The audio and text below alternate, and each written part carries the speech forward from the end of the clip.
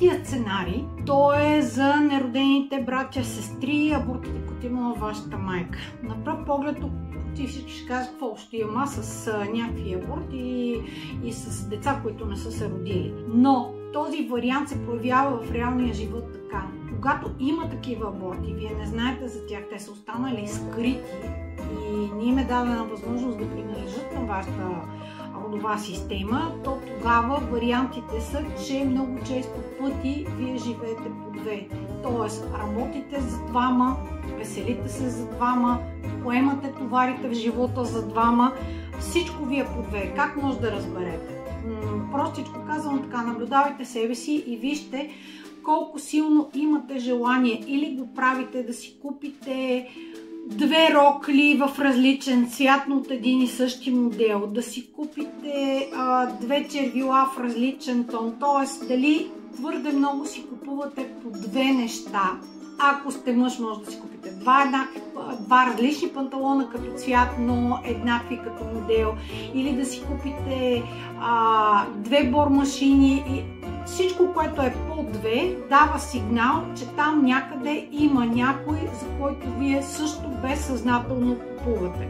Другото проявление на този сценарий е, че ние не живеем собствения си живот. Тоест, нашето вътрешно усещане е, че живеем нещо, което не е наше и избираме хора, обстоятелства, партньор, кариера, фирма, шеф, които да потвърждават това нещо. Тоест, на пръв поглед това изглежда абсурдно, но работя нещо, което не искам, живея с човек, когото не обичам, живея по начин, който не ми харесва, но аз нямам избор, трябва да го правя.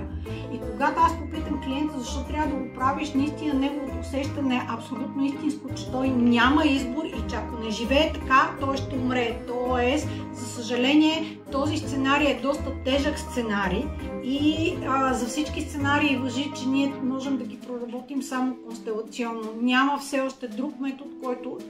Метафизиката е също така метод, с който може да се освободите от сценария, както и констелационно може да се освободите от родовия сценарий. Така че в случая смятам, че е добре да знаете какви са базовите сценарии. Вие може да изберете дали ще правите констелация или ще работите с метафизика. Може свободно да изберете, има много констелатори.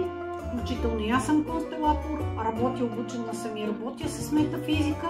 Така или иначе аз ще продължа това видео и ще ви разкажа за всички базови сценарии, в които ние превъртаме в живота си, така че да може да прецените къде и как се намирате. Желая ви един хубав и усмихнат ден!